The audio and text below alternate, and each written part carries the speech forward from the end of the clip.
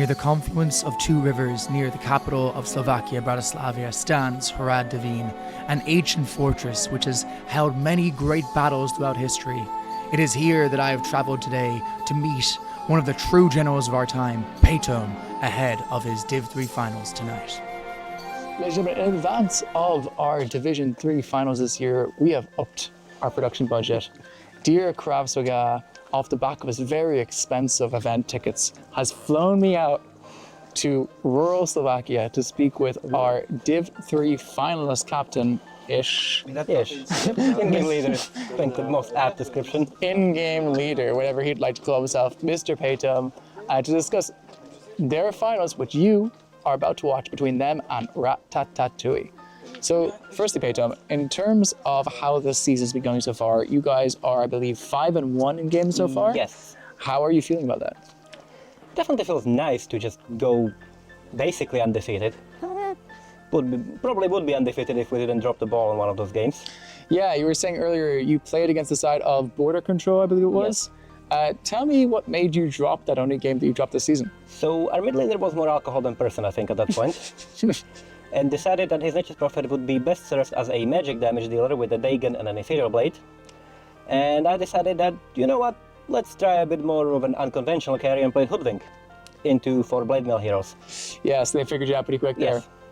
In your most recent game, you played against the side of Imprint, who I know you're very good friends with. Did it feel a little bittersweet playing into them, or was it more of a sweet revenge into all of Potter's tips that you've received over the years? So the thing is, I do not believe in an official event Imprint has beaten a team that I was on since Metlan, which was, I believe, 3 years ago.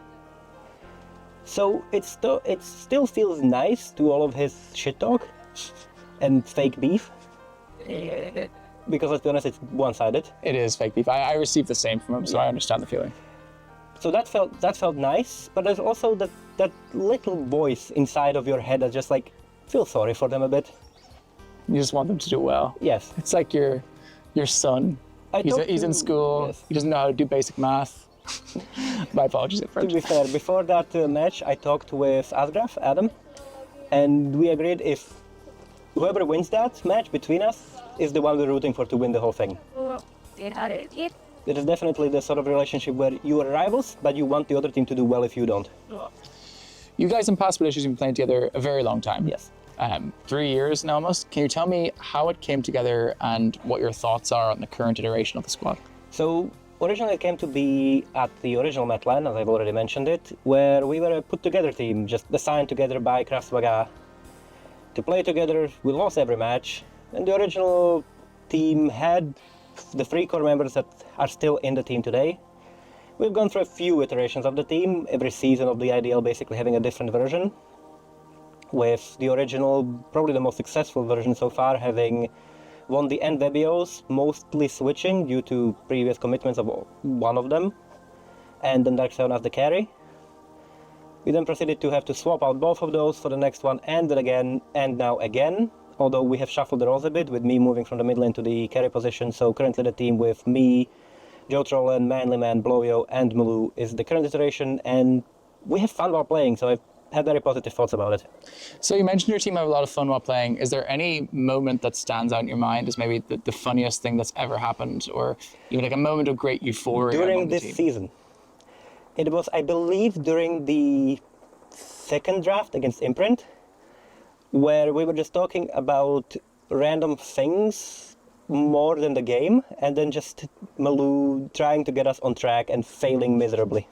I could just hear the voice of frustration in his mind. It's the same thing that happens when I'm supposed to cast in 2 minutes. I decide to go for a smoke break. I know that tone. I've heard it before. Now, granted, he did join us after a bit, because I was still drafting, so... Of course.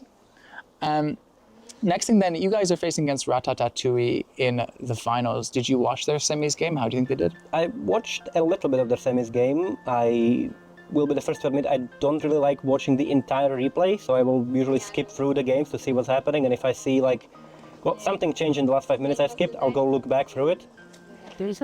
But I think they're a very good team that seems to be getting better as the time goes on. Like, especially for Division 3, they're a very good team. And I think our first match proper of the league was against them, and I think we are in for a surprise if we expect them to play the same way. Are there any heroes or players in particular from the side of Ratatatouille that you're particularly concerned about? So I'm personally mostly concerned about Vantala and Trifea because I haven't really played against them before. It's an unknown to me, and even through watching the games, there's not enough. It's, what has it been, 3 matches so far? It's 6 games. There's not really enough to make an opinion on them.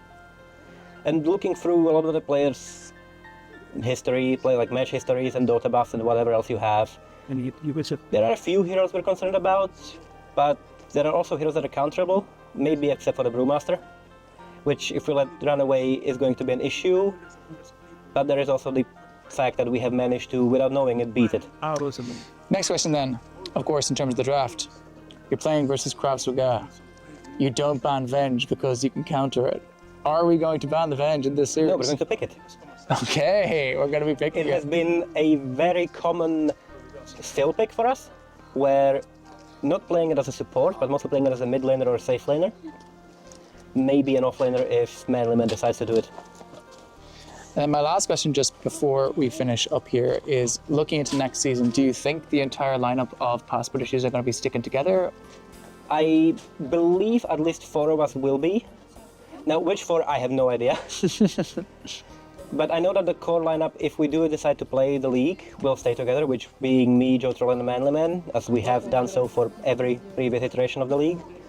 And the other players will be more dependent on how they feel about Dota when we decide to sign up. Actually, another question I never quite got the chance to ask you. So obviously, being from this fine land with this fine castle, how did you actually get involved in Irish Dota in the first place? It's a complicated question, really. But I met an Irish person back in 2013 while playing Dota. We became good friends, and then roughly as COVID was starting to die down, he brought me in to play with Krasvaga, and then I slowly joined into Irish Dota. Who was that person? I don't believe he plays anymore. He was called Fluffy Cotton. Okay, one of the few Irish Dota people I don't have any knowledge of. By the time he got into Irish Dota himself, I believe he wasn't really playing Dota that much. So it was a thing of, well, we're going to go play a game. I see this Irish person, let me add him, and then Krasvaga invited me to the Discord for the game comms. Second last question. I know I said last question, but I decided to fake you out there a little bit, put you a bit off ease. That's what I do. You want to do a quick shout out to someone you really appreciate in the Irish Dota community, someone who's done a lot for you or that you love a lot? Who's it going to be? Well, there's 2 people. Of course. There's, of course, my great interviewer, Ratatatouille, who is one of the pillars when it comes to casting. I would say the load-bearing pillar, personally.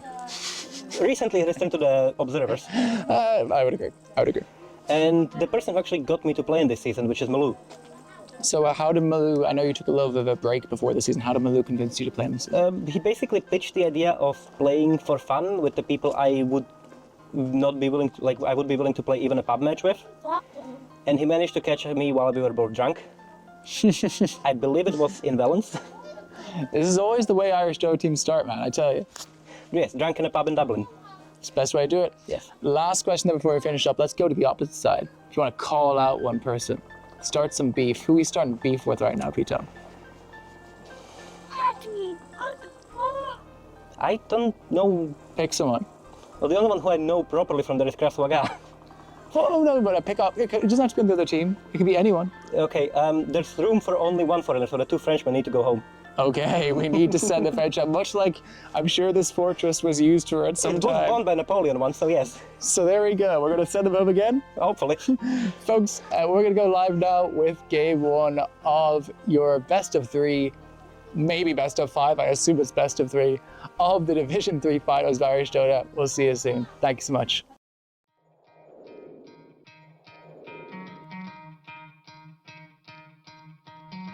Could try to play, but you're never gonna beat me. Look the other way, what I'm doing ain't easy. Bloody hands stained from the people who deceive me. Muddy hands break through the chains, go free me. Looking for change, looking for pain. Pulling a mob, pushing a train. I'll never stop, stick to a lane. Pick up the pieces and go rearrange.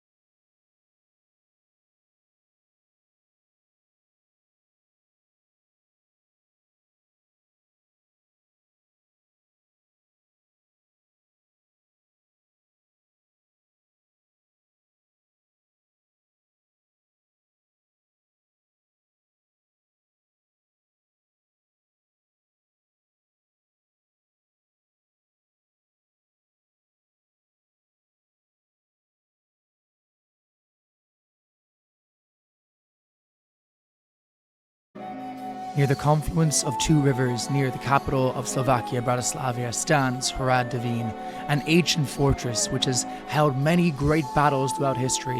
It is here that I have traveled today to meet one of the true generals of our time, Paytom, ahead of his Div 3 finals tonight. Ladies and gentlemen, in advance of our Division 3 finals this year, we have upped our production budget.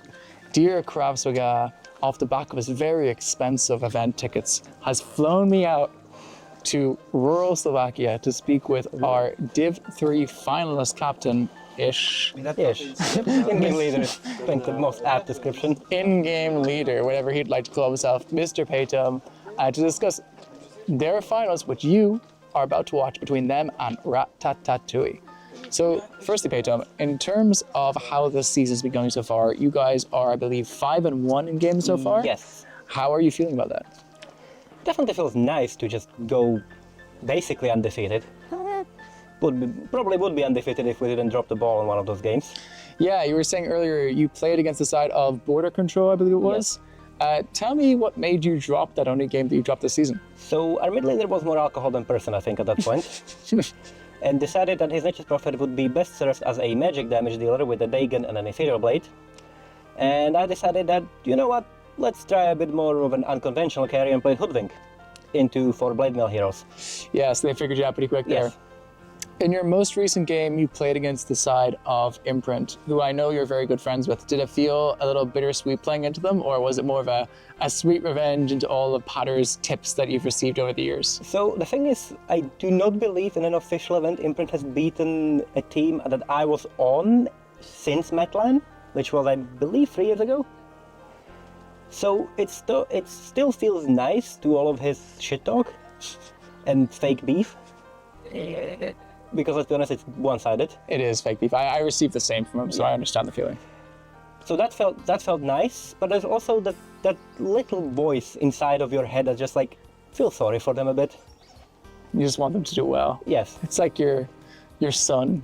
He's in school. Yes. He doesn't know how to do basic math. My apologies at To first. be fair, before that match, I talked with Asgraf, Adam, and we agreed if whoever wins that match between us is the one we're rooting for to win the whole thing. It is definitely the sort of relationship where you are rivals, but you want the other team to do well if you don't. You guys in past relations have been playing together a very long time. Yes. 3 years now almost. Can you tell me how it came together and what your thoughts are on the current iteration of the squad?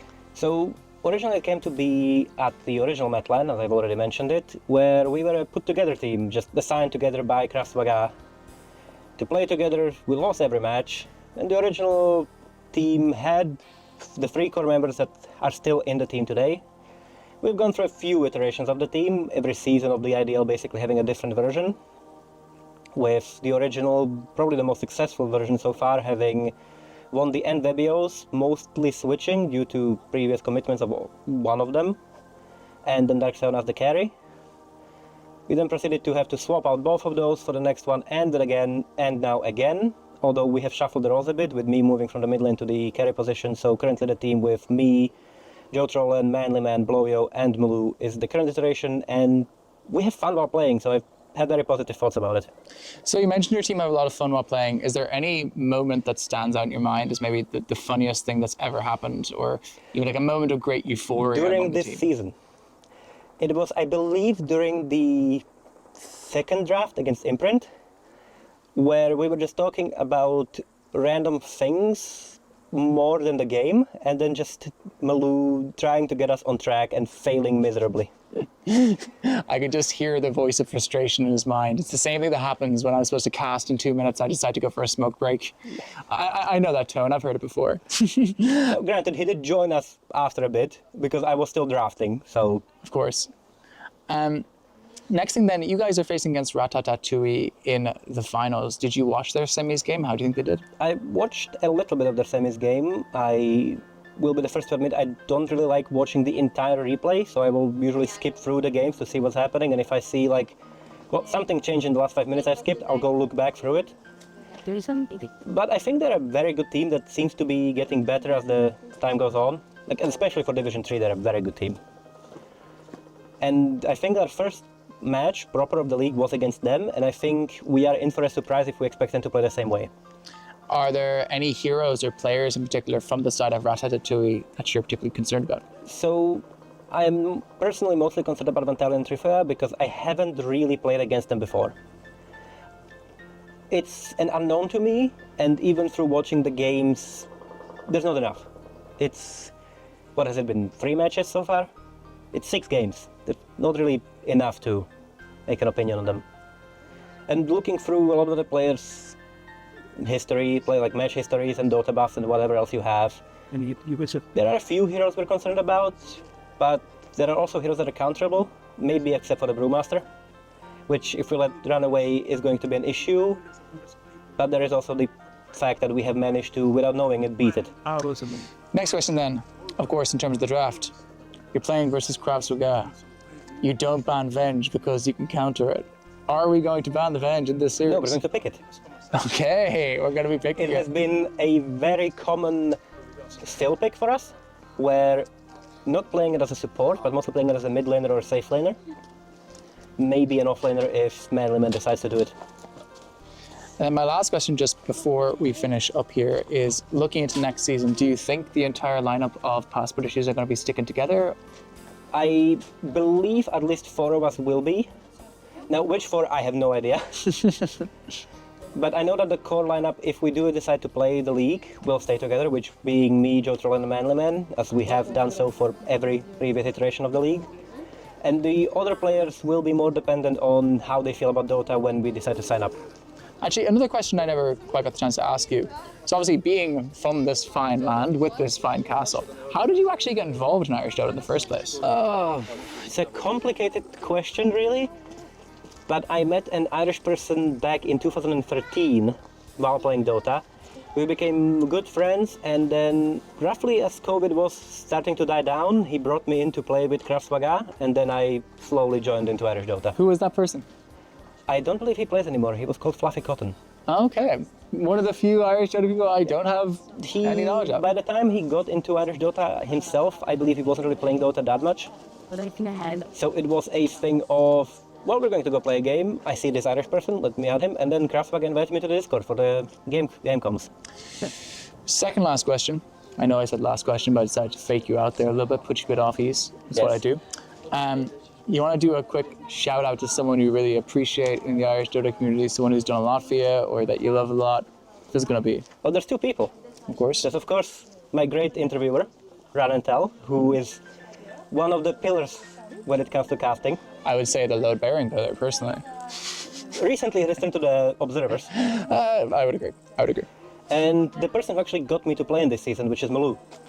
So how did Malou, I know you took a little bit of a break before the season, how did Malou convince you to play in this season? He basically pitched the idea of playing for fun with the people I would not be willing to, I would be willing to play even a pub match with. And he managed to catch me while we were both drunk. I believe it was in Valence. This is always the way Irish Dota teams start, man, I tell you. Yes, drunk in a pub in Dublin. It's the best way to do it. Yes. Last question then before we finish up, let's go to the opposite side. If you want to call out one person, start some beef. Who are we starting beef with right now, Pito? I don't know. Pick someone. Well, the only one who I know properly from there is Kravswaga. Oh, no, but pick up. It doesn't have to be on the other team. It could be anyone. Okay, there's room for only 1 foreigner, so the 2 Frenchmen need to go home. Okay, we need to send the French up, much like I'm sure this fortress was used for at some It was time. won by Napoleon once, so yes. So there we go. We're going to send them up again. Hopefully. Folks, we're going to go live now with game 1 of your best of 3, maybe best of 5, I assume it's best of 3, of the Division 3 finals of Irish Dota. We'll see you soon. Thank you so much.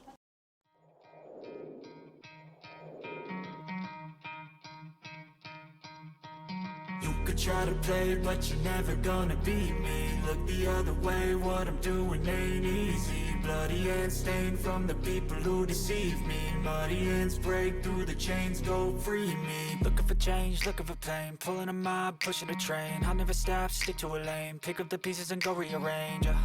I'll be the best above all the rest, put me to the test and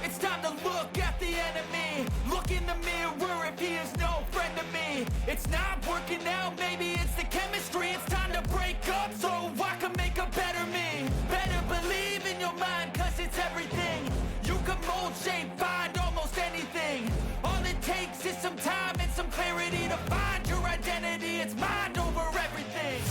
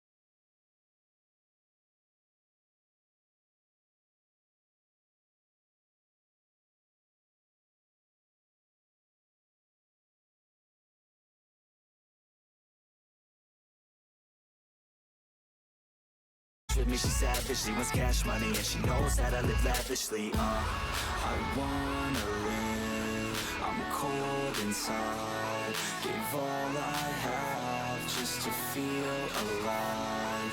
I fight to live, I fight to strive. One day I'll have what I want. I want the whole world in the palm of my hand. I got a plan, I'm the man. Now I'm teaching the game, a veteran, better than anybody else who tests me. I'm ready, looking at my hand and it's steady. I'm trending, ascending and blending, lyrical bending.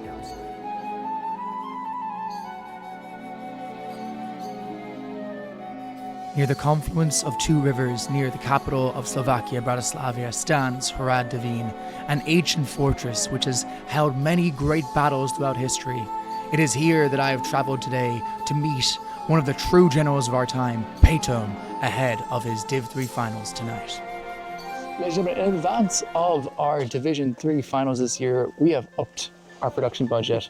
Dear Kravsoga, off the back of his very expensive event tickets, has flown me out to rural Slovakia to speak with our Div 3 finalist captain, Ish. Yes. In-game leader, I think the most apt description. In-game leader, whatever he'd like to call himself, Mr. Pétom, to discuss their finals, which you are about to watch between them and Ratatatouille.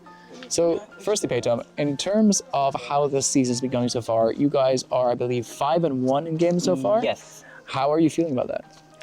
Definitely feels nice to just go basically undefeated.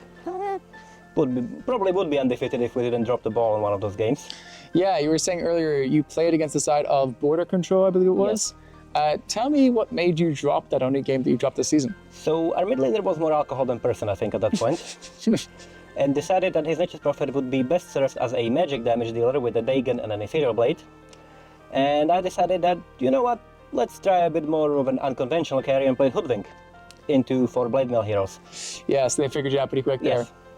In your most recent game, you played against the side of Imprint, who I know you're very good friends with. Did it feel a little bittersweet playing into them, or was it more of a sweet revenge into all of Potter's tips that you've received over the years? So the thing is, I do not believe in an official event Imprint has beaten a team that I was on since Metlan, which was, I believe, 3 years ago. So it still feels nice to all of his shit talk and fake beef. Because let's be honest, it's one-sided. It is fake beef. I received the same from him, so I understand the feeling. So that felt nice, but there's also that little voice inside of your head that just like feel sorry for them a bit. You just want them to do well. Yes. It's like your son. He's in school. Yes. He doesn't know how to do basic math. My apologies at To first. be fair, before that match, I talked with Asgraf, Adam, and we agreed if whoever wins that match between us is the one we're rooting for to win the whole thing. It is definitely the sort of relationship where you are rivals, but you want the other team to do well if you don't. You guys in Past Issues have been playing together a very long time. Yes. 3 years now almost. Can you tell me how it came together and what your thoughts are on the current iteration of the squad? So originally it came to be at the original Metlan, as I've already mentioned it, where we were a put-together team, just assigned together by Krasvaga to play together. We lost every match, and the original team had the 3 core members that are still in the team today. We've gone through a few iterations of the team, every season of the IDL basically having a different version, with the original, probably the most successful version so far, having won the end WBOs, mostly switching due to previous commitments of one of them, and then Dark7 as the carry. We then proceeded to have to swap out both of those for the next one, and then again, and now again, although we have shuffled the roles a bit, with me moving from the mid lane to the carry position, so currently the team with me, Joe Trollen, Manly Man, Blowyo, and Mulu is the current iteration, and we have fun while playing, so I've had very positive thoughts about it. So you mentioned your team have a lot of fun while playing. Is there any moment that stands out in your mind as maybe the funniest thing that's ever happened, or even like a moment of great euphoria During among the this team? season, it was, I believe, during the second draft against Imprint, where we were just talking about random things more than the game, and then just Malou trying to get us on track and failing miserably.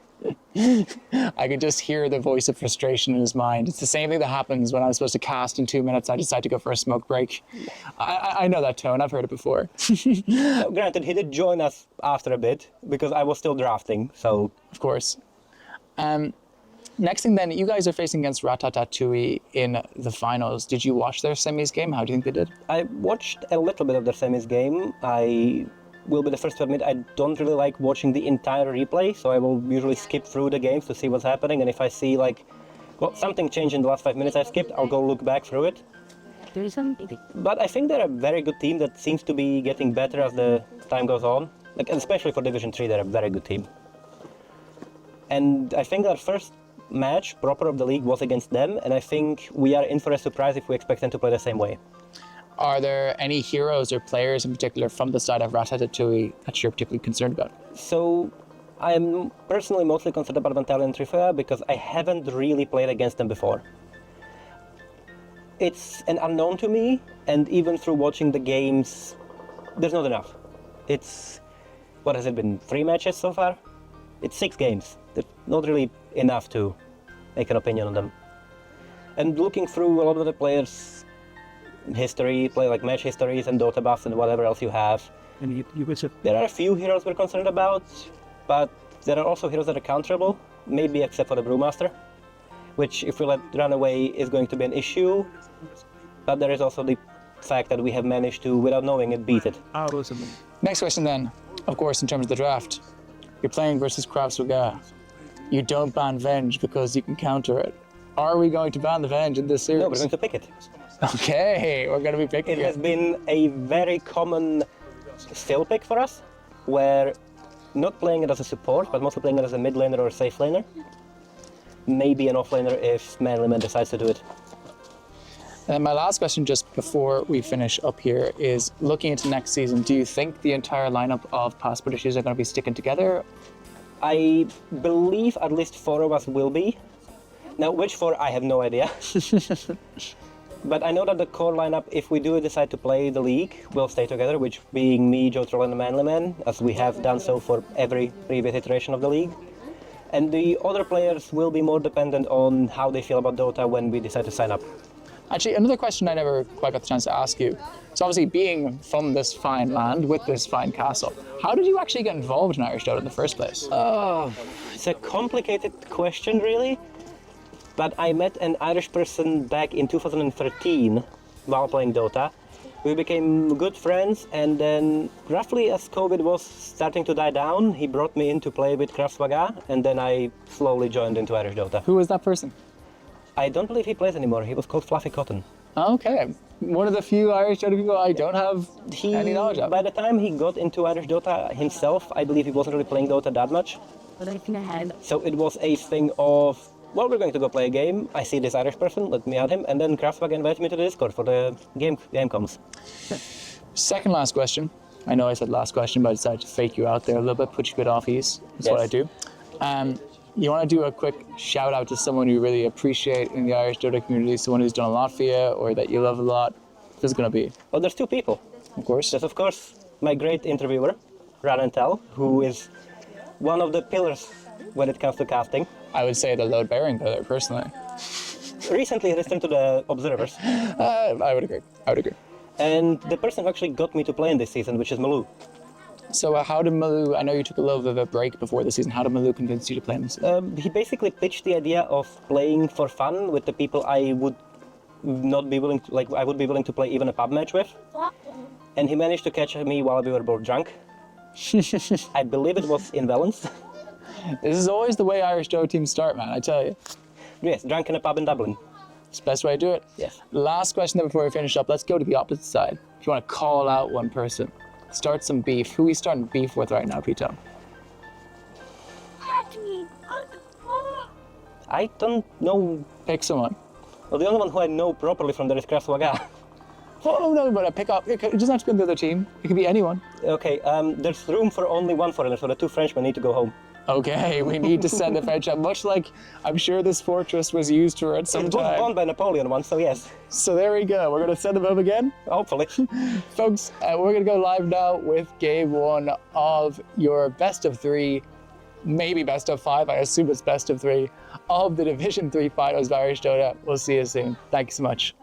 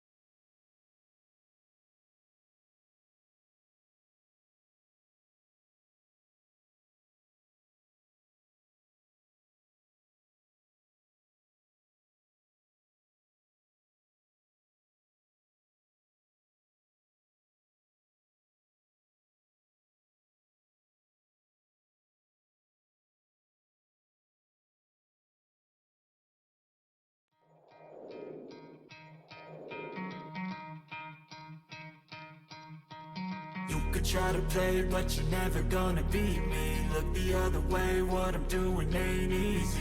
Bloody hands stained from the people who deceive me. Muddy hands break through the chains, go free me. Looking for change, looking for pain. Pulling a mob, pushing a train. I'll never stop, stick to a lane. Pick up the pieces and go rearrange. I'll be the best above all the rest, put me to the test and expect nothing less, you check as I'm chess, what's happening next, yeah. He got the venom, a tangible weapon, no coming in second. This life is a lesson, he got a new engine from pain, that's a blessing. New focus, no guessing, just bold an obsession. All in his possession, you got their attention. I'll leave an impression and take your redemption. Just kill no discretion, your mind is a weapon. 11-11, it's time for progression, You could try to play, but you're never gonna beat me. Look the other way, what I'm doing ain't easy. Bloody hands stained from the people who deceive me. Muddy hands break through the chains, go free me. People like sheep move feet, hurt it easy. You don't wanna be fast asleep when they're scheming.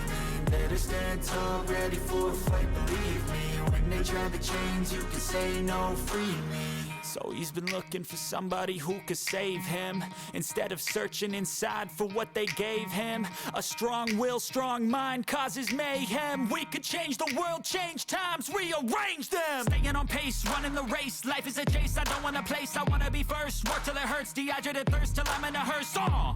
High ambitions and the right mind can take you so far. It's like you lived a few lifetimes. Take off from a break off from the weak minds. They can stay soft. You can change lives. You create thoughts. Never waste time. You got one shot. You got one life. Better pop off. What do you like? Make a dream job. No 9-5. No mean boss. Just my life and free thoughts. You could try to play, but you're never gonna beat me. Look the other way. What I'm doing ain't easy. Bloody hands stained from the people who deceive me. Muddy hands break through the chains, go free me.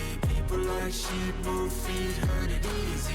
You don't wanna be fast asleep when they're scheming. Better stand tall, ready for a fight, believe me. When they try the chains, you can say no, free me. Even when you feel low, you can still go. Even when you feel slow, you can still go. Even when there's no hope, you can still go. I never answer to no, man, I still go. Go, go, go, go, go, go, go, go, go, go, go, go, yo, go, go, go. Hustle hard, hustle every single day. I'll be making moves till I'm buried in my grave. To the system, I don't wanna be a slave. I've been doing shit my way, or the highway. And in the driveway is a nice range. Cause I grind through the climb, I invite pain. You'll never hear me, bitch, nah, I don't complain. Just gotta flip the switch and you can go and obtain anything you want, anything you need. Your mind's got the key ingredient, it's belief. They deceive with the negativity, but I just slide right by that energy. Even when you feel low, you can still go. Even when you feel slow, you can still go. Even when there's no hope, you can still go. I never answer to no, man, I still go. Go, go, go, go, go, go, go, go, go, go, go, go, go, go, go, go, go,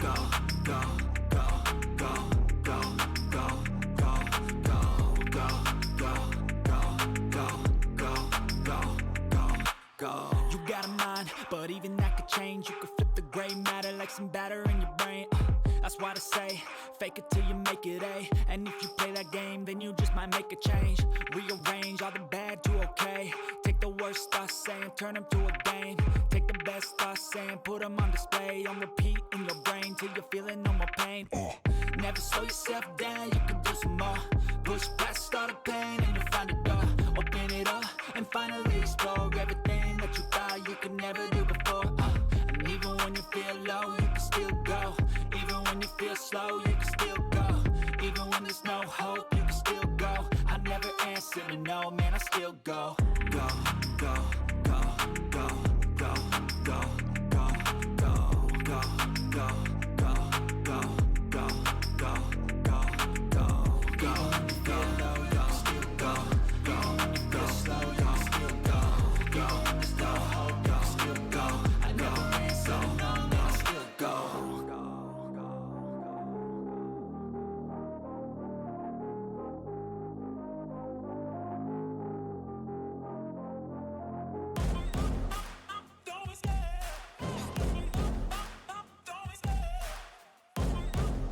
still go.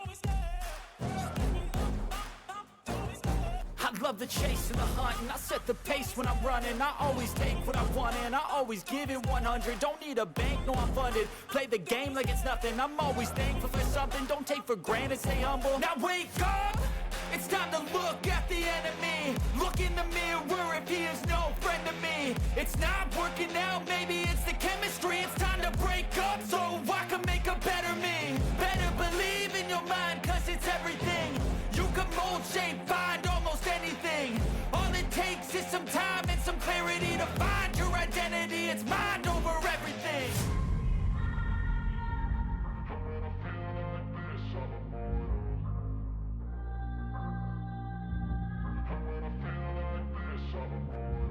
And when I feel like this, I'm immortal. When I feel like this, I'm immortal. When I feel like this, I'm immortal.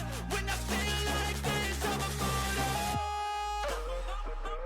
Don't be scared. Just look it up. Don't be scared.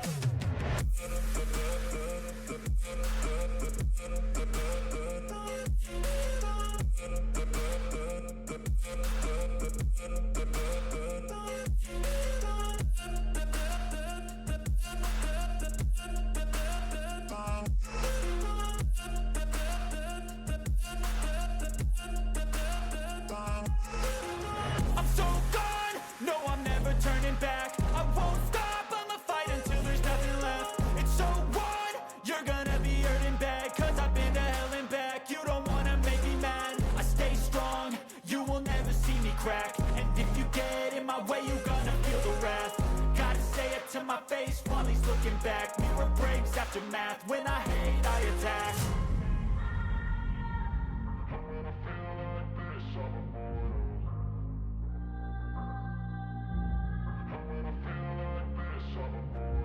And when I feel like this, I'm immortal.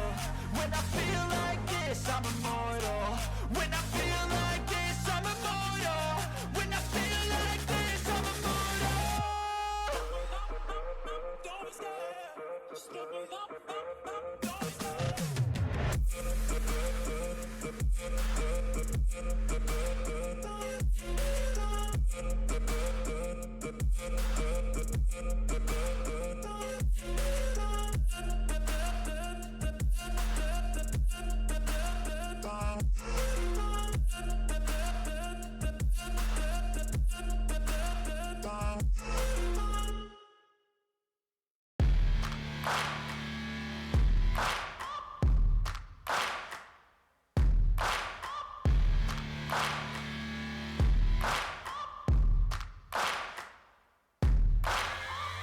Searching for greatness in a sea of the dying and shameless, a sea of the aimless. I don't wanna be one of the nameless. I'ma wake up with the mindset that one day I'm gonna make it. And I don't think I'll be fine if I don't break my limitations.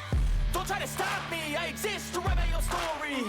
I'll make a decision if I want some peace or if I want the glory, yeah.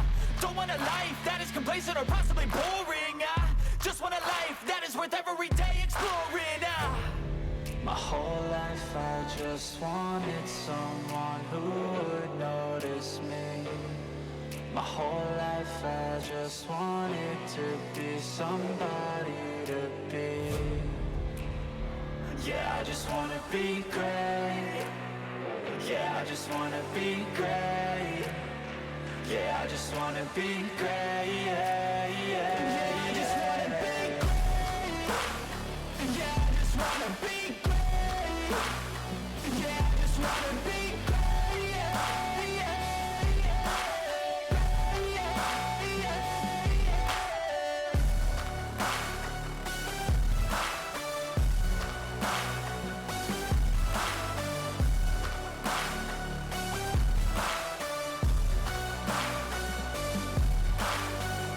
This is a statement to appreciate all that is vacant.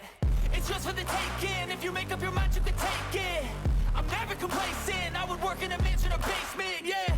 There's no replacement for persistence, it's a patience, yeah. In this life, I wanna be soaring, to feel sun inside when it's pouring. And I'll fight till anxiety is foreign. I'm so sick of my mind's extortion. My whole life I just wanted someone who would notice me. My whole life I just wanted to be somebody to be. Yeah, I just wanna be great. Yeah, I just wanna be great. Yeah, I just wanna be great. Yeah, yeah, yeah, I just wanna be great. Yeah, I just wanna be great. Yeah, I just wanna be great. Yeah, yeah, yeah, yeah, yeah.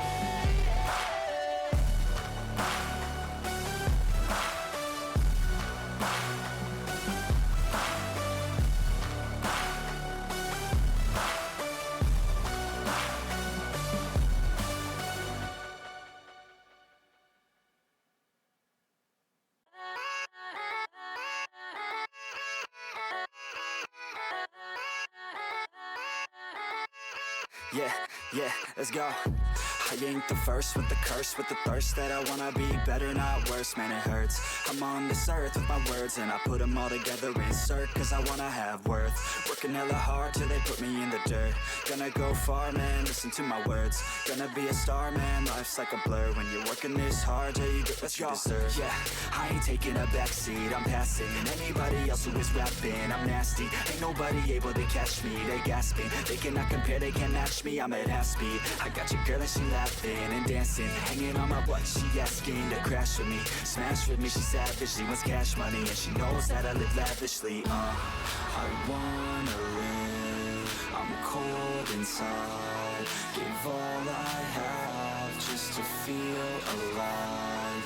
I fight to live, I fight to strive. One day I'll have what I want. I want the whole world in the palm of my hand. I got a plan, I'm the man. Now I'm teaching the game, a veteran, better than anybody else who tests me. I'm ready, looking in my hand and it's steady. I'm trending, ascending and blending, lyrical bending. Now I'm spreading and getting my name out now. Yeah, they hearing me laugh, all the crowds repping the sound. I'm hitting the ground running, up and coming, ain't nothing. Yeah, rookie of the year, I'ma keep it 100. Cold-blooded, no budget, from nothing to something. I ain't bluffing, I got a full hand and a full plan. I ain't gonna stop till I'm at the top, man. Every single drop got me feeling awesome. I'm about to pop, started from the bottom, yeah. I wanna live, I'm cold inside. Give all I have just to feel alive. I fight to live, I fight to strive. One day I'll have what I want in life.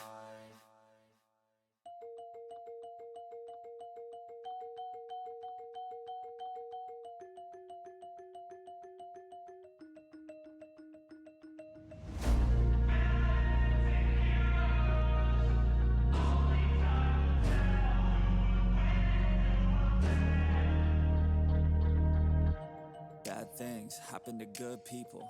None of us were ever really born equal. Only one life, there ain't no sequel. Some people live, others stay fearful. This world ain't never been peaceful. You got good, always butting heads against evil. The good try to be fair, but the bad lethal. They gon' fight dirty, every single one deceitful. Stand up, I wanna see your face. Get your chin up like you belong in this place. We gon' train like you've never trained before. You're going up against something that you can't ignore. This ain't a game, this your life that we're playing with. There ain't no reset button or an off switch. You gotta face your fears, you gotta scratch the itch. You gotta break through the walls and get after it. Only time will tell who's gonna make it. I promise you, I'ma be the one who's gonna take it. I fight, I provide, leaving blood on the pavement. If you're up against me, then you better be praying, cause I'll keep punching till my knuckles start breaking. I'll keep going through the blood that I'm tasting. I won't stop till they've all seen greatness. The battle for my world just started, I've been waiting. Villains and heroes, only time will tell who will win and who will fail. Villains and heroes, no there ain't no one else. Pick a side or by yourself. I got this, there ain't no going back. Leave it all on the battlefield, push the attack. You can't stop me, I'm obsessive. A lot of people think that I come off aggressive, but I'm just passionate. Why aren't you? Ain't nobody care if you got nothing to lose. You gotta put yourself on the line, make moves. Otherwise you'll be a sheep with the lions watching you. Only time will tell who's gonna make it. I promise you, I'ma be the one who's gonna take it. I fight, I provide, leaving blood on the pavement. If you're up against me, then you better be praying, cause I'll keep punching till my knuckles start breaking. I'll keep going through the blood that I'm tasting. I won't stop till they've all seen greatness. The battle for my world just started, I've been waiting. Villains and heroes, only time will tell who will win and who will fail. Villains and heroes, no there ain't no one else. Pick a side or by yourself. today is the day. Don't waste any time, know it's time to make a change. Up in your mind, rearrange. Start thinking you're the hero headed out on your way. There's gonna be good times and bad times. That's alright, just stay on the line. Cause in life we all got a different mission, but the good guy always wins, that's a given. If you stay committed, you stay driven, you'll be looking down the barrel of completing your mission. Ignition, light the flame, get the fire and you listen. Take these words deep, cause this is real, ain't no fiction. You don't need drugs, help any prescription. Just persistence and energy can win any competition. So keep fighting, facing any opposition, and be the hero in a story you yourself have written. Villains and heroes, only time will tell who will win and who will fail. Ladies and gentlemen, welcome along. Finally, welcome along to a historic night for the Irish Dota League. This is Dota 2 Ireland's Irish Dota League. This is Season 5, the Division 3 Grand Finals between Ratatatouille and Passport Issues. My name is PK, and I'm going to be taking you into this one with the lovely Asgrav, Flipper, and Antti on the production. Hello, gents. How are we? What's up? Very excited to finally get going on this one. Can you pronounce their full name every time you talk about them tonight, Pat? Ratatatouille. Yeah, sure. Please. Yeah. Cool. Do you want to talk about the draft penalty? Just to lay it all out there?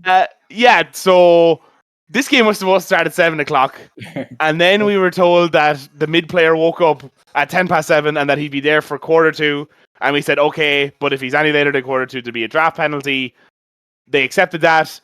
And they are playing with a stand-in with this game that started at 8. So here we are. This is what the situation is. I believe this guy will be coming in for game 2. I'm not sure who their regular mid laner is, but yeah, we've applied a draft penalty. Not the one that was voted on by the Twitch chat, because it was very apparent that vote was bought by certain members of the community. But anyways, yeah. So draft penalty enacted. They lost 30 seconds off their reserve time, and we are starting now. Yeah. We also like to welcome Flipper. Sam, yes. You haven't joined us on a cast before, but you are welcome to our humble little setup we have here. We hope you enjoy your time with us. Yeah, I'm excited for some Dota, especially Div 3 finals, which is arguably the best finals, but you know. Yeah, it's going to Yes. be Brawly for sure. Div 3 best div. Yeah, pretty standard out of both teams here so far. Password issues. I feel anytime this hero Undying here gets through, they'd like to pick it up. Yeah, I mean, there's a lot of Um, history in both these sets of bans, right? So, like Yeah. Ratatatouille always banning Magnus against Manly Man. There's so much lore in Div 3. Like half these bans are just people bans instead of hero bans. But like this Magnus ban is against Manly Man because it's Stephanie's best hero. This Brewmaster ban on Passport Issues is against Vantalion, which is Stephanie's best hero. This Slardar ban on Ratatatouille, that's it because Robin Blowyo played that on mid twice this tournament, and both times he absolutely destroyed. So yeah, lots of heroes that they both know Stomped that the each noob, other I heard. Did he? I think the other player was really good. Actually, it was just unfortunate. No. I think he played it against him twice, and both times he got fucked by it. But anyways, yes. The first big Venge, another classic, the Kravswaga Venge Spirit. Yeah. Nature's Prophet is a Maloo ban. Rubik is a Joe Trollen ban, as is Witch Doctor. Like, yeah, these are all very targeted at specific players on the Passport issue side. Techies! Yes, Okay. man! This is what we wanted. Okay. They do have a techie specific player, right? I think you're right. I think in our research, when we were going to play these guys, I think it's Lord Truflax. Okay. Who I will not be calling by his full title. Yeah. This is for the whole game this evening. Warlock picked up. That's a Joe Trollen hero. So already seeing the off lane coming out here. Manly Man will probably pick up that Undying. Sam, what do you think about techies right now? I know you were dabbling in him recently enough. Do you think he's good? He's an interesting hero. I don't know how. I'm curious to see what they combo with him here, but I have faith. A good techies is scary. I feel like his lanes can be very hit or miss, right? Like he's supposed to kind of be a good laner because the bombs do a lot of damage, but then I feel like they've nerfed his like right click and stuff, right? So maybe it's not as good. I don't know, but Suicide Squad's always good though. You always if you aggro lane, it's really good, right? So, but yeah, two very strong supports on Passport Issues though, like Undying and Warlock. I mean, they nerfed Undying a little bit in this D patch, but still both really strong. So yeah.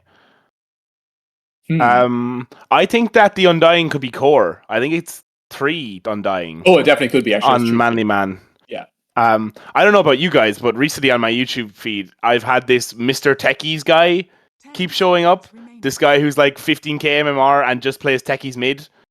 No, I haven't seen it. It's very entertaining. The hero, it seems in the right hands, is still quite powerful. Cool. Yeah. Pudge. Oh god, this is some grab. This is what we wanted, man. Yeah. This is the Div 3 action that we wanted. Okay. Two very different approaches here, like very like kind of trying to be somewhat meta, at least on Passport Issues. I mean, TA got nerfed a bit again, but I think still pretty good. And then Ratatatouille, outside of Venge, is just kind of like, we're going to throw these heroes we're hopefully very good at you, you know? So... Yeah, and that seems to be something that works to the strength of Ratatatouille a lot. Is just playing these comfort heroes. Like, if they can get the Brewmaster through, picking that up, and I believe they might have a Skyrats player, and yeah, just like certain comfort heroes. It seems to be kind of their draft philosophy. Void Spirit, interesting. Snap Dawnbreaker. It is a very meta-looking draft on Passport Issues right now. Like, this is like straight out of some EWC game or something. But yeah. I mean, a lot of these heroes did get nerfed in this D patch, but like, who knows? I haven't really played enough since to know how harmful it's been. But I imagine they're all still really good heroes, if I'm honest. So 5 seconds remaining. Radiant team back. Yeah. Honestly, I'm not sure where it goes. I'm assuming it's. Which? Well, no, I have no idea. I'd say yeah. I mean, as you said, it could be because they've been putting Undying on Joe recently, right? So it could be Maloo, Warlock, Joe, Undying, Joe Trollen, Dawnbreaker on Manly Man, and then Templar Assassin on probably Petom. But I haven't seen Petom play that much TA, so we'll see if they could flex it mid as well, like for Blowyo as well. Or they have this tournament as well on Passport Issues. They have swapped the POS 1 and the POS 2. There's one time, right, where Petom and Blowyo swapped. So it could be possible that they take Blowyo, takes Templar Assassin on the safe lane, and they put Petom on a different hero on the mid lane. Who knows? So that is an option too. It is, and it seems that both teams think they're banning carry heroes now for this last phase. Mhm. which is So interesting. they do think that it's a mid TA. Yeah, but if it was mid TA, I'd be convinced that it's Dawnbreaker carry then. 10 seconds. Because I've seen Peton play. I've seen Peton play that before. Yeah, I've seen him I play could mid see it and- too. I could see and it as their carry. kind of like trump card here. Remaining. Where do we think this Pudge is? Pause 3 must be. I right? guess pause 3 now, yeah. Yeah. Unless it's somehow offlane techies or offlane Void Spirit. We are rest in peace, Enigma. There's a lot of flex potential here for sure. Honestly, on both sides, yeah. Honestly, as a Warlock player, I feel like it's going to be a brutal game for Warlock. They have so much catch to stop the soup. That's true. It's And like going to be so rough. the hook into the even like with the glimmer, right? You get hooked Yeah. by Pudge and the swap and stuff. Yeah, that's very true. Yeah, they have so many interrupts for it, actually. That's a very good point. Not a very channel-friendly game for passport issues. For sure. They don't the have heroes that. that they're Sorry, go tanky on. enough that they're not going to struggle with it. Apart from the Warlock, as long as they can protect it. Yeah. It's just it's going to be rough. Yeah, they don't have that much that many ways to kill Tombstone right now is the only thing. Like none of these heroes really. I mean, Techies has a long range, but like none of them are too high attack speed. You could maybe say Venge is like a hybrid Tombstone killer, but otherwise it's not the easiest. And they're also, I mean, I suppose if they get Pudged on TA, she can die, but otherwise, like a lot of these other heroes are kind of burst damagey as well. So I don't think TA looks like she's having a really bad game at all so far or anything like that. Yeah. Team pick. Underlord. So it's Petom Underlord carry. Yes, I guess so. But yeah. Okay, so then it is 4 Undying, 5 Warlock. Mid TA. Mid TA, yeah, I guess. Okay. Interesting. 10 seconds remaining. Very it's a weird interesting. one. Yeah, I don't know. How does this TA Void Spirit lane go? Do you know, Patter? No, I don't know. Actually, yeah. I haven't seen a TA mid in a while, okay. so yeah, I don't have a fucking clue. I guess it's Vax. Yeah, yeah, Vax is carry Abaddon, Vantalion mid Void Spirit, unless or it's is it mid techies, techie? and they say yeah. Okay. Which one? Oh, so they are putting Petom on the Dawnbreaker though. Okay, cool. This is a very Crystallis right. Tundra likes to pull out a lot. Okay. You're 4 on that. Wow. Okay. I mean, they certainly have a lot of team fight on this Passport Issues team, right? Like if you get the Dawnbreaker ult into the pit from Underlord into the Warlock, and the Tombstone, that's a shit ton of team fight. So that seems pretty good. What do we think about the Ratatatouille draft, Sam? I think they're going to be looking for picks here. Looking at passport issues, they're going to be very difficult to fight in the team fights. With things like Venge, Techies, and Void Spirit and the Pudge, it's just going to be picking on the Warlock all game where you can, and hopefully getting some picks on the Templar and locking them down, I think.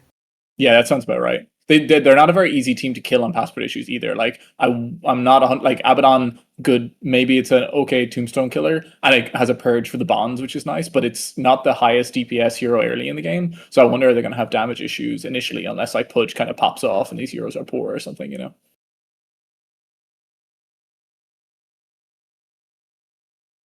Yeah, I'm not sure how the damage scales into the late game, but I guess we'll see. Yeah, that level 30 Venge.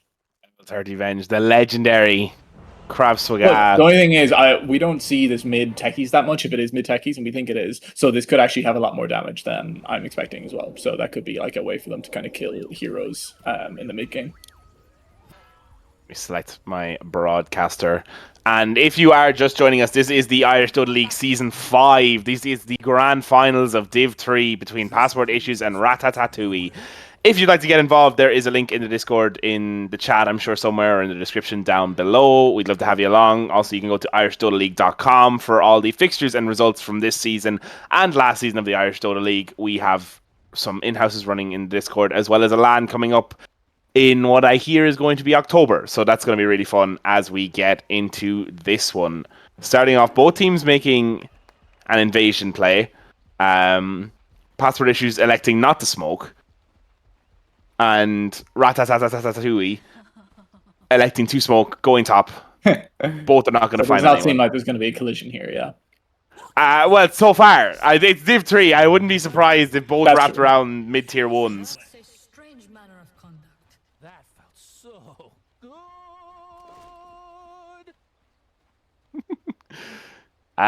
Yeah, I've still no idea who's going where on this So big. Ratatatouille. Yeah, I think for now we presume that this Ashen guy is going to be their mid techies, which is interesting. It's going to be techies into TA, which I mean, at least like refraction should be pretty good into the techies bombs, you'd imagine, right? So that's something to be said. But we'll see where they head to the lane here now. Is that a Grandmaster Techies? Are we about to see some incredible Techies plays? It is a Grandmaster Techies. Wow. I didn't even think Yeah, I of mean, that. if we want to do some pure maths here, Ratatatouille has 2 Grandmaster players, and Past Producers has 0 Grandmaster players. So that should mean that they would win, right? That's Oh, go next, basically. Yeah. Go next, yeah. Yeah, professional imprint analysis right there. That's why you're Very number 2 high on the level, leaderboard. yeah.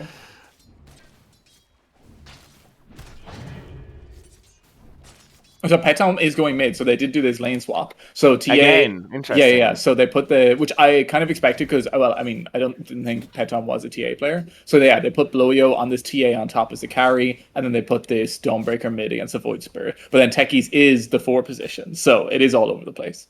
Okay, right. 3 Pudge, a core Pudge, if you will. Yeah, it's going to be an interesting one. I mean, Mr. Carry player, who wins the lane top? Is it TA or is it Pudge? Well, I mean, I feel like this lane could go even. It kind of depends on if Pudge snowballs, right? I think if they control the lane, like TA should do absolutely fine in this lane. But if Pudge just starts hugging Warlock all over the place, then he could definitely die. But I don't think it's like super favored in either way, I would say. Pretty even one, just kind of more skill dependent. I would imagine so. Okay, interesting. What about mid, Mr. Mid player? Sam, we're coming to you for bottom, so prepare get your ass ready. I would say that it's probably Dawnbreaker favored in terms of the lane. She just she has good sustain, she has good damage, bit of lockdown as well if she needs it. I don't think she's gonna kill the. On do have to get to go on top. Dark Ward comes in, hook from the Pudge. Mr. Trifalax himself does get the save there. And yeah, all pretty quiet. I mean, honestly, not having a kill 2 minutes into a Div 3 game does feel a bit wrong. It does, to be fair. It's but yeah, disappointing. Yes. Hoping for a bloodbath. I think it's Dawnbreaker favored, but I don't think Dawnbreaker's going to kill Void Spirit. Okay. Right, now, Sam, Flipper, bottom. Who's winning and why? Good question. It looks like the Underlord is keeping a bit of pressure on early, especially with the early Undying decay. We'll see how that turns out later on, though. I think my bet's on the Underlord. Okay, cool. Yeah, fair. Yeah, they love picking this Undying and just running at people very early on. As Bloyo getting low in this lane. Doesn't have the mana for any refraction, but will get healed up by the Shadow Word there. Yeah, looks like they're exacting a lot of control. I was going to say, I mean, they have Fatal Bonds on the Dire side, sorry, not the Radiant, so that's never mind everything I was about to say. Okay. But they have the heal from Maloo once he gets more mana to heal up Bloyo. So the longer this lane, the more levels they get on Warlock here, the more TA favorite it should become, you know. Yeah, that's fair enough. I like to see you getting the copyright shout out here in Petom's sponsor. I did, yeah, of course. Yeah, nice to have that. I mean, I'd be suing him without the copyright logo. Lucky for him, he put it there. Yeah, it was a smart play. A bit of a dive under the tower here on the Underlord, or the Venge, maybe. Oh, yeah, maybe on this bot lane. They are going to drop the Tombstone. Vax getting low. He's going to knock the zombies down. The shield is there too. Bringing the creeps around. Looks like they're going to creep skip on Manly Man here. Just putting more of that pressure on. He's pretty low, though. Yeah, Totem's just going to run at him here as they do have the hammer go out on mid lane. Van Tap going down to the burn as they have the Q coming in from the Underlord, who's going to get quite low there with the Aphelic Shield pop. Vax is going to go down in the aftermath in the Firestorm, but 2 kills going out on the bot lane to the carry. Yeah, I mean, you'll definitely take that on on the Radiant here, especially when you were already kind of low on Abaddon. Like 2 kills plus a reset definitely feels pretty good. And you should get this wave here when he spawns in. So pretty good. But also this mid matchup, as you said, Petom getting the first kill, Dawnbreaker's like abilities just do way too much damage to the hero. So yeah, a good prediction by you. What can I say? I'm a bit of an expert in the field. Indeed, I agree. Unlucky on the hook there as well, to Malou on the top lane. Very close. Would have been a pretty impactful kill if they were able to manage that. But yeah, Vantalion coming back here, licking his wounds a little bit, just trying to secure a bit more farm. Whereas they are gagging for this kill on the top lane. Oh yeah. It's a bit of a scary kill potential early with the hook into Rot. You can get your blast off pretty easily, so it's going to be pretty scary to be that Warlock when they actually hit the hook on them. Yeah, that's good. That's a good point. I suppose you just have to make sure TA has no shields up for the blast off proc, but dropping the Tombstone and the Pit of Malice here. Krav walking into it, getting a little bit low. Just stun ready. Vax running in with the Aphonic Shield. They're going to drop the Blood Grenade onto Mannyman. The stun comes in from this Vengeful Spirit. Is going to get down Underlord. Mannyman going down. Vax happy to stand here and keep right-clicking with Joe Trollin's going to have another Aphonic Shield. It's not going to be there in time. The Decay just in too quickly as they have this go out on the top lane with the Shadow Word and the Fatal Bonds. Is going to get Lord Trifalax down on this Pudge. They're going to drop the Shoop onto Ashen, who's going to try and make the TP away. The Golems are there. They are going to pop. Not going to be enough damage. A kill going on onto this top lane. And just like that, it all kind of turns a little bit in Passport Issue's favor. Is Joe Trollin on a killing streak now? Yeah, the one they're getting these extra levels now on bottom is making putting a lot more pressure on this Abaddon Venge lane. Venge not the strongest laner, like she's okay, but definitely not the strongest. And yeah, I think as you said, Sam, there's lots of kill potential with the levels on the Undying here. I think it's so easy for them to push the wave into tower as well. Like Underlord can just nuke the wave, they can throw Tombstone up, and they can dive tower really easily. So that makes it kind of risky. I feel like they keep trying to drive under that tower. They're just not having enough HP to sustain it. They're getting a little too greedy. Oh, going to get the hook landed onto Malou in the top, and the blast off is going to come in from the techies with the Shadow Word there as well as the Lotus. Going to get a lot of the heal down. The Fatal Bonds being dropped by the Underlord. The right click's coming in. They are going to get him down. The Fatal Bonds, they go down on Vax in the bottom lane. They have the disarm coming in from the techies, dropping that sticky bomb. Lord Trifalax trying to get out here. Bloyo getting low. Vantalion has rotated to the top lane. There's a TP coming in as well from Petom, who is here. Not going to be using that ult. Going to throw in the hammer. Get caught out by the taunt. Vantalion's here on the sideline. They are going to get another line of refraction up. There's a DD onto the Dawnbreaker here. Lord Trifalax looking to throw a hook maybe. Is going to catch out the creep. They are going to keep going here on Petom. The health is quite high. They're going to come in with that Starbreaker. Going to be able to get the kill. Kravsoga looking to throw the stun out onto Bloyo. He's going to have another refraction start up. Vantalion going straight in on him. Petom has gone the other way here. They have the soup coming down from Malou. And it looks like that is going to secure the disengage for the side of Passport Issues, who managed to get in there and get that kill, as well getting the kill on Vax, I believe, on the bottom lane as that was going on, as well as the tower.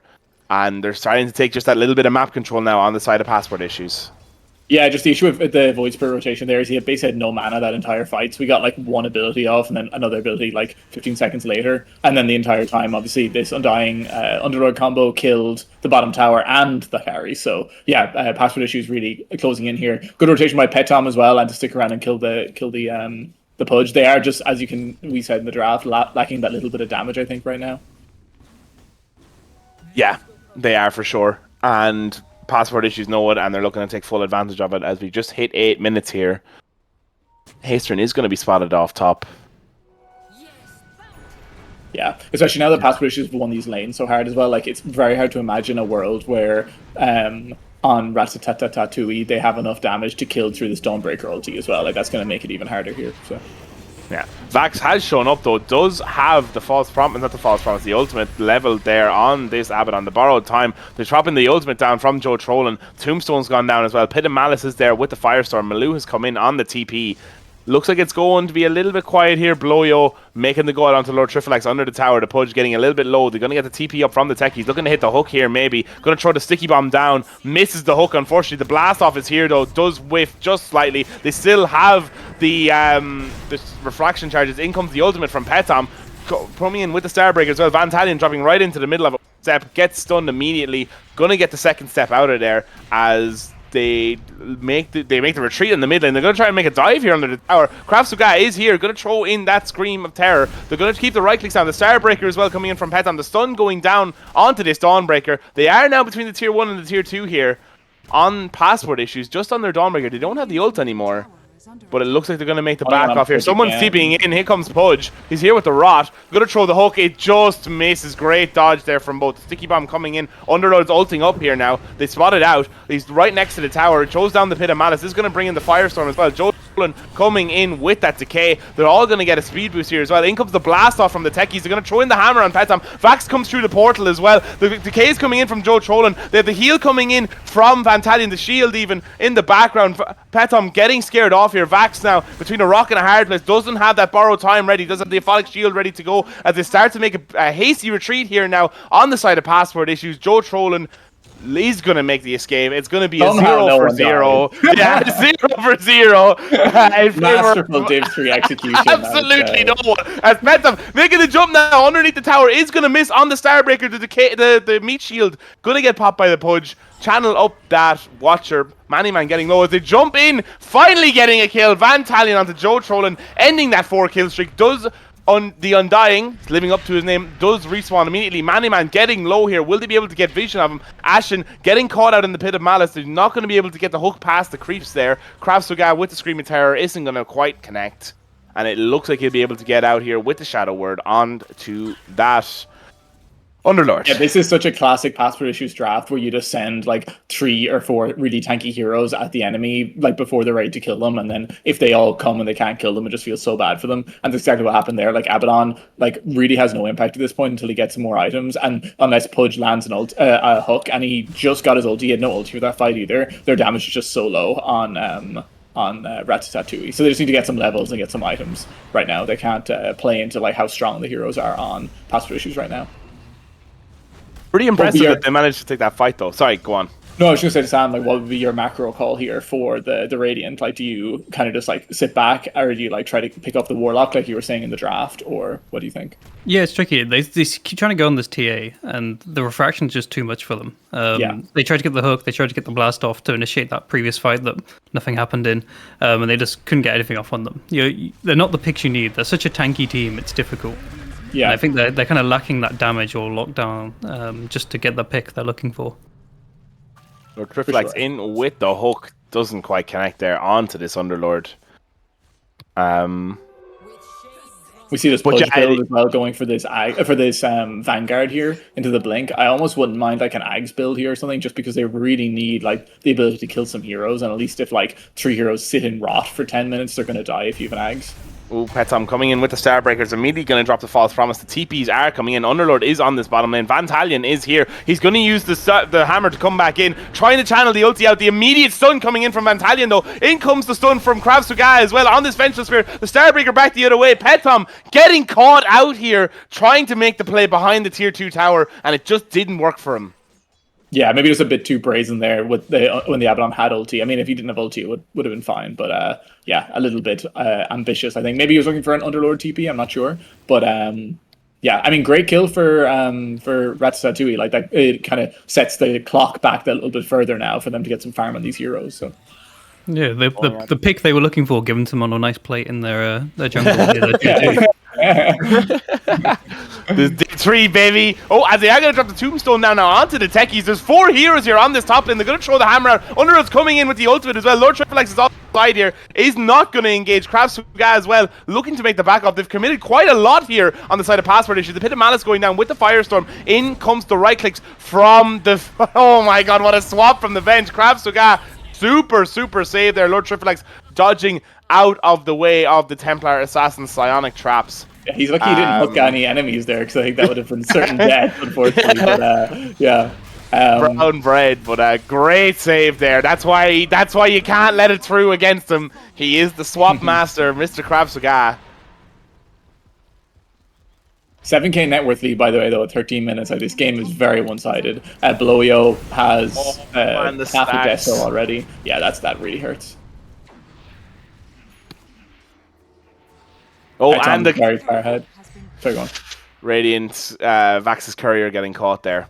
Yeah, unfortunate in the trees. Trick I do as well. because there's no good trees to hide it in on Radiant side. Yeah, but and unfortunately, you're at Radiance. I was about to say you're at this part of the game on this Abaddon where you really feel like you do nothing until you get the Radiance. The hook out of the toss in the blast off from the techies. Kraftsvika getting low here with the fatal bond is going to go down. Sorry to interrupt. No, you're fine. But yeah, that awkward position just where you don't have the Radiance, you need to keep farming it. But TA is happy to play in these fights and throw down traps and like use her second and get like 1 hits for half the HP of like Krav in this game, but the Abaddon can't really join, so yeah. It's really tough. As I'm coming in here with the shield rune, immediately getting caught out with the dismember.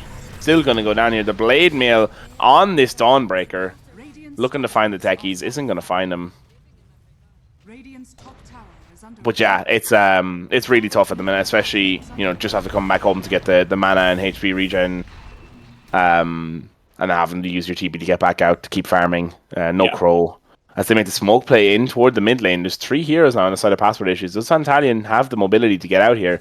He's going to play on the wave. Kraftsvika getting caught out here, trying to get some vision down onto this triangle with the blast off coming in from the techies as well.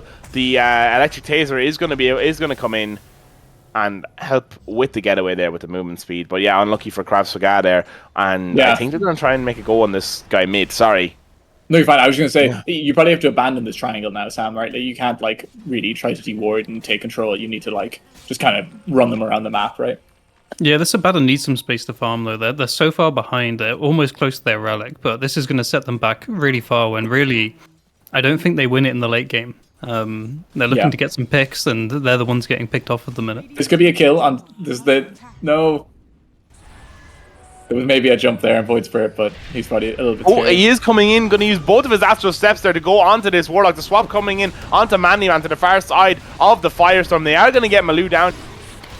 Going down for his troubles. The blast off catching too. They have the Dismember going down onto the Dawnbreaker. The Decay comes in. They have the Dawnbreaker ult right in the middle of it. Vax is here. Fantalion looking to maybe get away here. He's going to get caught out by that Spirit Festival. He's going to use the Disseminate with the shield, sorry. And it's just Vax left standing after it all. Manly Man is going to be low, but is not going to be in any danger of dying, as it's a full team wipe for Malou's death in the Radiant jungle. Yeah, not the trade they want. And I suppose if you watch any of Password Issues games, this is the moment where they all literally just 5-man. Like, they do not leave each other at this point. And yeah, unfortunately on Ratatatouille, maybe unaware that is how they like to play these games once they get a bit ahead.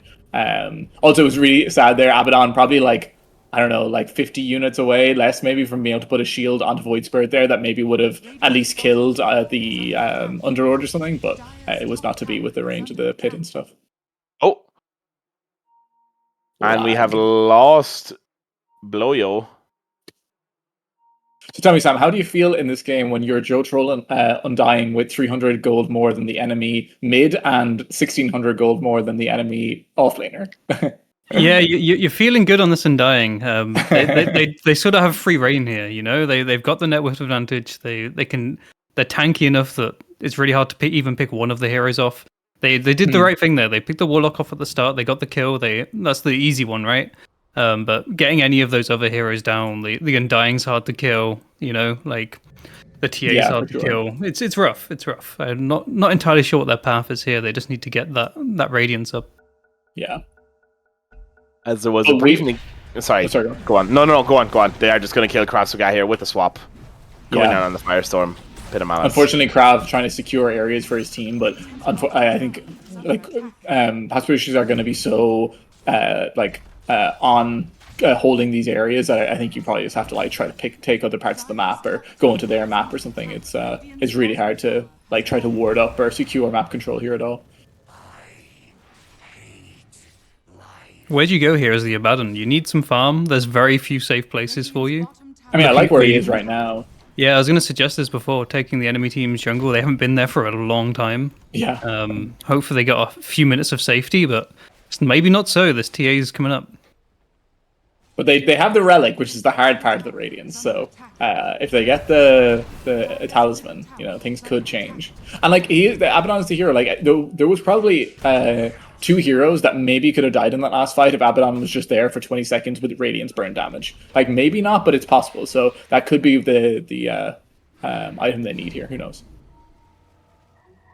Vantalion maybe getting caught out here. They aren't going to have the connect from the mid lane from the rest of passport issues.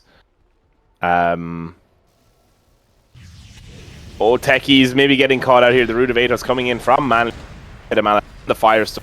The Electric Taser is there, but the Decay is just too much damage for him. Going to take the Shrine now in the triangle as well. Petom cashing out Lord Trifalax as well. The ultimate coming in from Underlord. They almost got this tier 1 tower. Oh, they are going to deny it on Petom, so he will mercy give them a tower to not feel like it's... Mercy give them a tower. That's diabolical. One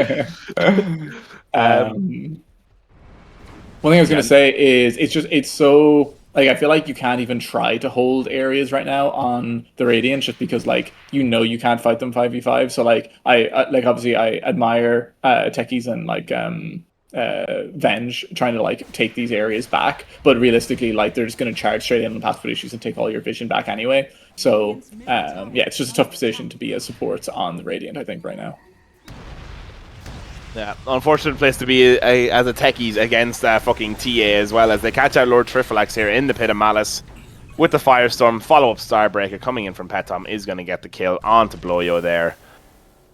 Yeah, what's the play here? What's the play here for Ratatatouille?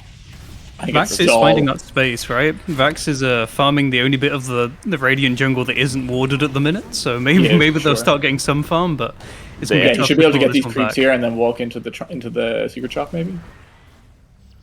And also, Vantalion's doing well split pushing here top too, and he just has an Orchid coming, so that is a power spike, you know, that's a way to kill some of these heroes, maybe. Underlord, it's a little bit helpful that Underlord hasn't gone for a very tanky build. Like, I mean, I'm not saying his build is wrong, but he doesn't have, like,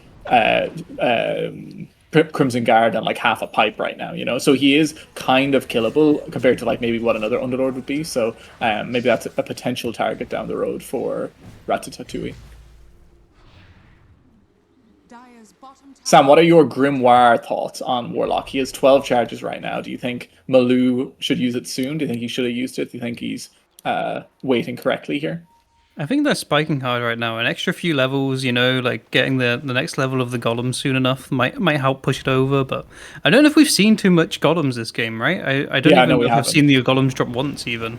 Not that you need it. Go out here with the Aether Remnant in and out. The heal from the Dawnbreaker ult with the Ags isn't enough. Techies trying to go straight out through the portal. They are going to get Vantalion and Kravsuga in that, as well as Ashen going down. Rest of the team not quite connected. Lord Trifalax is caught here now on the backline. Only level 10 on the...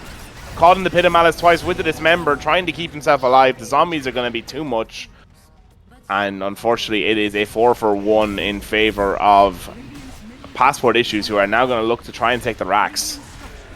Yeah, this global draft with the Dawnbreaker and the Underlord is just like, you can't ever take a fight against them that's not at least like 4v5 or 5v5, and in this case it was only like 3v5 on from the Radiant or whatever. So yeah, it's just so hard. Abaddon is here now. He does have the Radiance, looking for that Manta, which is the very standard build, but yeah, maybe like this is their time that they try like make the fight around Abaddon on high ground. That's probably the only fight, is if like passport issues like play in this high ground area, trying to push towers, and Abaddon's kind of just there the whole time burning Radiance, and people don't die straight away on Radiant. That's kind of like the play here, but until then it's stall for sure, I think, right? Yeah, absolutely. Try and kite around the map as much as you can. They are taking the Roche here on the side of passport issues, so yeah, just try and take the space that is afforded to you by that fact. See if you can hit any more of these good item timings, yeah, before they come knocking on your racks again. Yeah, Petom's net worth is monstrous this game, by the way. He's 12.5k, like a 500 ahead of a TA right now is pretty impressive. Obviously had a great lane, and from there really snowballed this game, so played really well so far. Andy giving out about the warding situation. Malou's a little bit out of position here. If they could try. The hook doesn't land, as they have the ultimate coming in with the Ags from this Underlord. Going to be dragging them toward the minefield. The creeps are going to go and tank those, though. They are going to come in with the Pit of Malice and the Firestorm. Starbreaker with the BKB coming in onto Petom. They have the Blade Mail pop. The Shield Rune is there as well, using the ultimate with that Ags. They are going to get Craft trying to get more here. Techies and Vantalion making the runaway here. They're going to have the silence onto the Techies with the hook coming in there. Prevents the blast off damage from going off. Bloyo looking to make the blink out onto this backline as they turn around. I mean, they go with the Orchid. Fax is here as well now, and Abaddon is getting quite low on Robin. Is going to go drop the borrowed time in the middle of the Firestorm. Vantalion's going to go down in the meantime. Vax trying to make the go away here. They're going to have the Tombstone and the Decay coming in as well as that massive Pit of Malice. They are going to pop the Aegis, but they're not going to be able to get anything else in return. And it is just 3v5 now as they look at taking this set of mid-racks. And yeah, maybe a little bit more. Pretty tough. And no ulti on Abaddon here. Yeah, he's going to get low. The buyback coming in from Ash and Petam getting low here. With the buyback coming in from that Techies, it's a 9 godlike streak that is going to go the way of Krav Swaga as they make a hasty retreat here with the Pit of Malice there to secure the back off and the smoke. I mean, you know what? Like, Abaddon didn't die there. They didn't have to buy back in Void Spirit, and they killed Petam and Aegis. Like, it's actually not the worst story for a high ground fight for them right now. So if they can kind of delay a little bit, get another, like, half an item on Abaddon, you know, who knows? He could finish Manta for next fight. That'd be pretty big. Imagine how quick he would have got it if he got the kill. That's true. I mean, look, we've all been there. And her dying at all, or Petam dying at all, there is like all that matters. So that's Pudge's first stack. Pudge's first stack. Oh no! God. Oh god! Yeah, Krav buys out for a Hurricane Pike, 100%. He is actually building a Hurricane Pike. The core Vengeful Spirit is coming, ladies and gentlemen. Just you hold on to your seats. It just needs another 25 minutes, and it will be here. Would you have bought like Shard there or something, Sam, on Venge? Like a spike item or something? I don't know. It's looking rough. Whatever your options are, like fair. I mean, the Force Staff is good, I think. Yeah, Force Staff is good. You get some saves from it, but I don't know. You're going to need short of a miracle right here. It's not looking too. I feel like you need anything that does damage at all. We did spot this though. They feel like they're lacking in the damage, and things like the Techies mines that might give you that burst of damage is just being tanked by the refraction charges. Like, yeah, no, he is. To be fair, Techies is like pulling his weight for sure, and there's this pipe is still a bit away on the Underlord, so it's not going to happen. Like maybe next fight it'll be ready. They might wait for that, to be honest, because I'm sure Techies is doing a lot of their damage. But that's the issue with Abaddon is like. He does good team fight damage overall, but he's not like, until he gets like Blink Bloodthorn, he's not really a hero that can just like solo the enemy carrier or like other heroes on the enemy team. So yeah, they have so much pick potential, right? They've got the Void Spirit, you can jump on the back lines, they have the Vengeful Spirit for the swap and the Pudge for the hooks, but none of those heroes you really want hooking on, right? The Dawnbreaker, you hook that and you're pretty stuffed. Dying just goes huge and you've got nothing you can do. So they really just want that Warlock and they can jump in after him. Yeah, for sure. Joe Trollen, a mere 90 gold behind the enemy carry right now, so... oh my god. He did just get the shard, though, to be fair, so that is... Okay, that makes sense, Yeah, if only there was a way that I could, like, automatically know that. That would be great. Dota to Ireland cast. Also my therapy session. Anyways, they're looking to make a go out here. Maybe they have caught Joe Trollen out a little bit here. The ultimate, he's going to put himself into the Tombstone. They're going to get the Hypnotize onto Robin's TA there. Petam coming in, going to be able to get the kill with that AD rune onto Krav Swaga. Joe Trollen getting low here in the background, but Vax getting caught out in the soup. Going to try and get the TP out. The borrow time has gone off. He's going to get silenced, is going to get away. The buyback coming in from Krav Swaga. They also got Ashen in that fight there. But honestly, that's quite a lot of abilities used now from the side of Passport issue. I mean, it is, but it's also ulti used on Abaddon for 60 seconds, and they really can't fight without that. Huge bit of mass. This AoE is crazy. I don't know how that hook didn't hit. Unlucky there from Lord Trifalax. Yeah, they haven't been at about half HP this game, unfortunately. Ooh, yeah, 17 seconds on Techies and 35 on Ab. Problem is, he can't die right now on Vax. If he dies, they probably lose the game. So they should play really careful in that regard. Is going to get caught out in this bit of mana. Gets a deny there. He's going to go right in. Hasn't got the Aphotic Shield to use on himself. Is going to get low with that Firestorm. Is going to go down. The Caster's Curse strikes as the Super's down here. They manage to get the hook out onto this Dawnbreaker. They're going to get him low. They're going to throw in the stun as well. The pipe gets brought out as well as the Blade Mail being popped on Lord Trifalax. The silence does hit two hits Vantalion and Lord Triflex. They're going to try and get the hook out, the blink out just in time. Kravsoga looking to get the hits onto that Tombstone, which is something we were talking about, how it was tough to get early in the game, and it proves it once again with the huge Pit of Malice, catching them all. 1 HP left on the Tombstone, 1 HP left on Ratatouille's hopes of winning this game, as it is 37-9 after 28 minutes, and they're going to try and destroy the Ancient now. Yeah, I think this is GG here, unfortunately. I mean, Kravit not in for 45. TA pushed these towers pretty quick. They might try one more fight here, but I think, not to post more in this game already, but I think really if they drafted better on Ratatatouille, things could have gone a bit better. Like, they just didn't have enough early game damage to deal with these heroes on Password Issues. And there's no doubt that I think Password Issues played the map better, but I think there's a way this can be... Yeah, there might be idle in spawn here.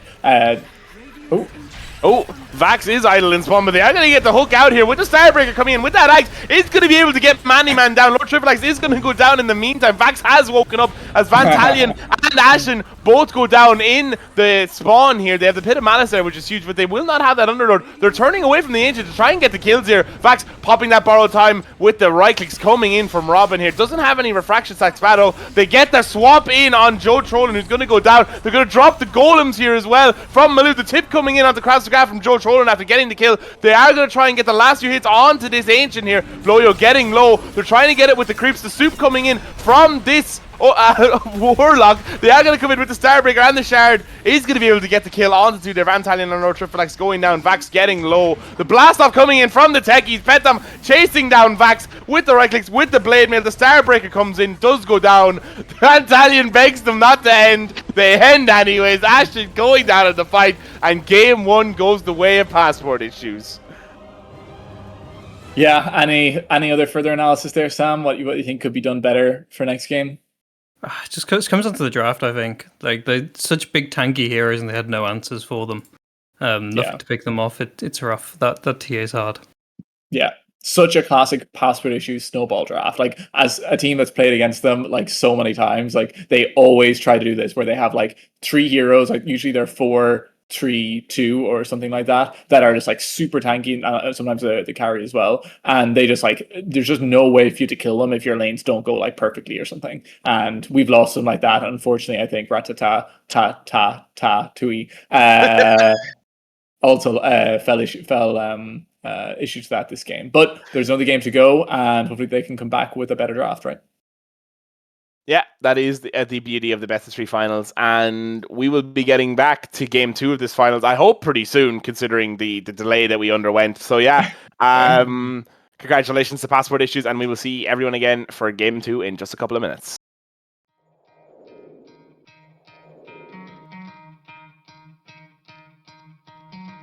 Try to play, but you're never gonna beat me. Look the other way, what I'm doing ain't easy. Bloody and stained from the people who deceive me. Muddy ends break through the chains, go free me. Looking for change, looking for pain. Pulling a mob, pushing a train. I'll never stop, stick to a lane. Pick up the pieces and go rearrange.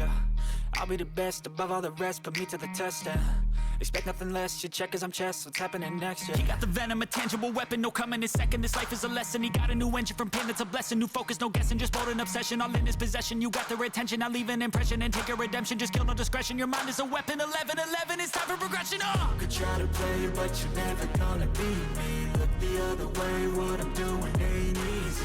Bloody and stained from the people who deceive me. Muddy ends break through the chains, go free me. People like sheep move feet, hurt it easy. You don't wanna be fast asleep when they scheming. Better stand tall, ready for a fight, believe me. When they try the chains, you can say no, free me. So he's been looking for somebody who could save him, instead of searching inside for what they gave him. A strong will, strong mind causes mayhem. We could change the world, change times, rearrange them. Staying on pace, running the race. Life is a chase, I don't want a place, I wanna be first. Work till it hurts, dehydrated thirst till I'm in a hearse.